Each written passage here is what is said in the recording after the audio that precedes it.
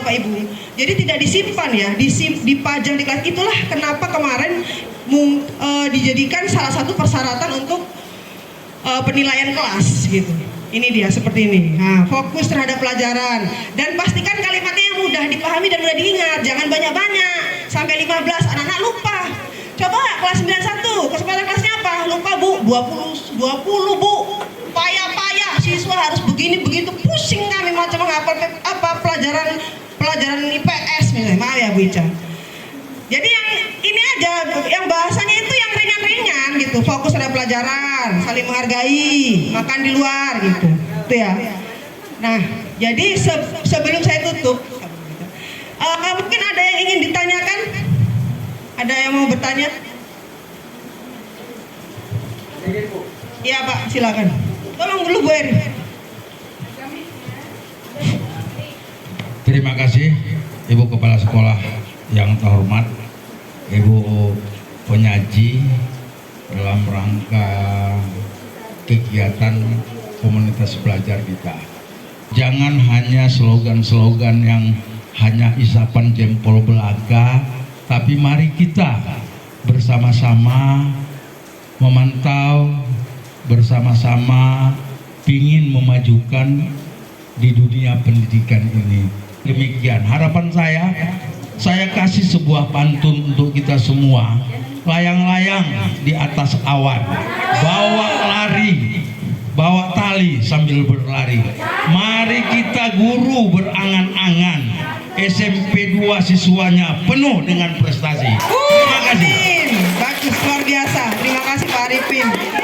Ya, berarti memang benarlah beliau bapak bagi kita, karena kata-kata itu selalu menyejukkan, membakar semangat kita untuk berubah. Bapak Ibu, ingatlah sebuah pepatah, tidak ada yang abadi di dunia ini kecuali perubahan itu sendiri, dan tidak akan ada langkah ke 1000 kecuali dimulai dengan satu langkah kecil. Maka kita pasti bisa. Nah, sebelum saya tutup, saya persilakan ada pertanyaan. Ya, silakan. Ini masalah restitusi tadi. Tadi agak gimana gitu ya. Kalau ada kasus seorang murid sudah diberi peringatan, terus diberikan bukan hukuman lah ya, hukuman terakhir lah itu.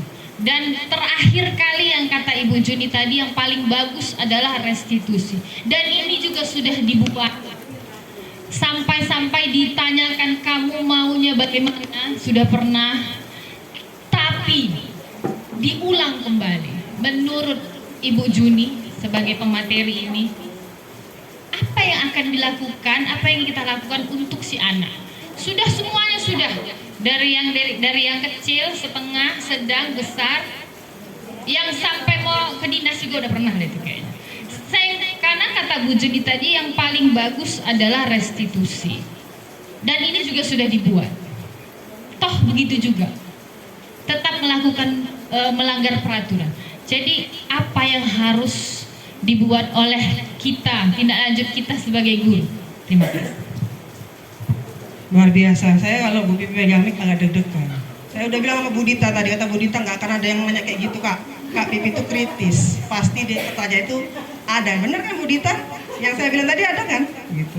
Jadi begitu Bu Pipi pegang mic, saya agak doa-doa sedikit lah. Jadi Bu Pipi, masalah yang ada di sekolah itu tidak harus ditanggung oleh guru. Ada kolaborasi di sana. Ada pelibatan antara guru dan pemangku kebijakan, dalam hal ini kepala sekolah. Ada kolaborasi, kita kolaborasikan dengan kepala sekolah, konsultasi. Kemudian akan terjadi pemanggilan orang tua, ada kolaborasi dengan orang tua. Jadi jangan kita menyiksa, beban kita udah banyak, beban administrasi, PMM segala macam, murid setiap hari bermasalah, terus kita tanggung sendiri beban itu. Jangan. Ada kolaborasi di sana.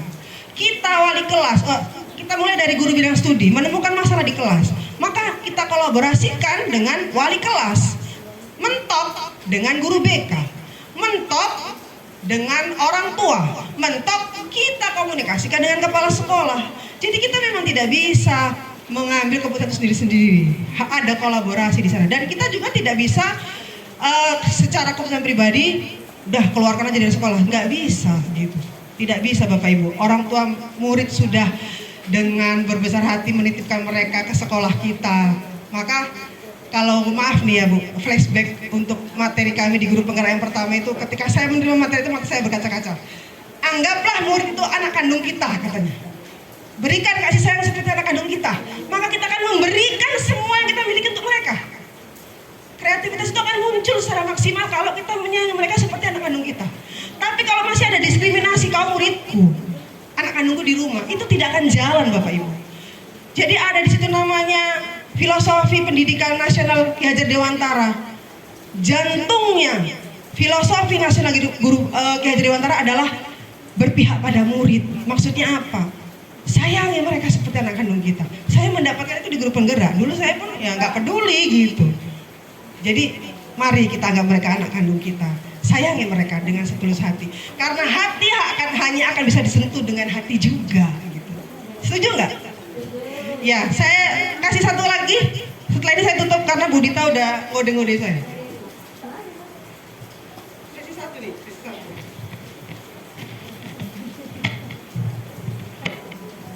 Tes.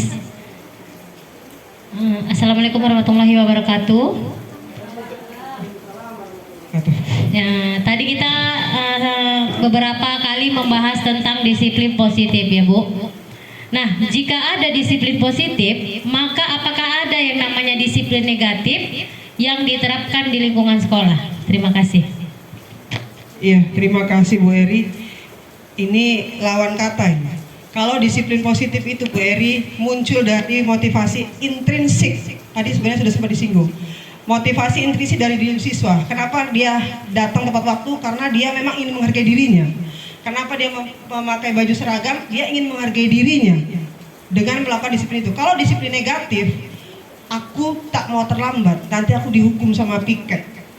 Atau aku pakai sepatuku harus hitam, ditangkap pula sama Bu Utari nanti di piket. Itu disiplin negatif. Dia melakukan peraturan itu, melaksanakan kebajikan itu hanya karena takut hukuman atau bahkan ingin mendapatkan penghargaan. Itu termasuk disiplin negatif.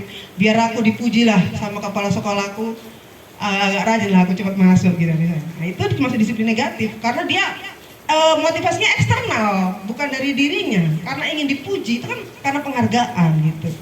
Kira-kira seperti itu. Kalau dia yang negatif itu nggak benar gitu, nggak bagus. Kalau menurut saya, yang negatif juga ada benarnya gitu. Kadang anak-anak itu nggak semuanya bisa menerima. Oh harus begini, oh ya dari dirinya begitu. Kadang-kadang pribadi anak murid kan beda-beda. Ada yang dia harus ditekankan, ada yang harus ditegaskan, ada yang harus diberi hukuman, bukan hukuman fisik ya kan? Bukan hukuman fisik maksud saya. Kalau hukuman fisik memang semuanya salah. Tapi ada hukuman dari, oh kalau kamu nggak pakai sepatu hitam, ganti, kamu pulang. Itu termasuk hukuman. Ada anak yang dia mengerti kalau dia sekolah harus pakai sepatu hitam. Ada yang anak nggak peduli, harus ada hukuman bahwa dia mengerti gitu. Menurut saya negatif juga ada bagusnya gitu, menurut saya. Iya, boleh Bu Pipi. Kalau kita, misalnya gini nih, yang ingin kita capai adalah disiplin positif, yaitu motivasi internal, intrinsik. Itu tujuan kita. Tapi untuk menuju ke langkah itu kan memang tidak semudah membalikkan telapak tangan. Kenapa? Karena sudah jadi budaya dari kecil. Dan mengubah budaya itu bukan hal yang instan, bukan hal yang gampang, butuh waktu, berangsur-angsur. Tapi pasti bisa. Kita optimis saja pasti bisa. Niat kita kan mau baik gitu. Mungkin berangkat dari disiplin negatif itu dulu ya Bu Pipi. Kemudian kita akan melangkah untuk ke disiplin positif.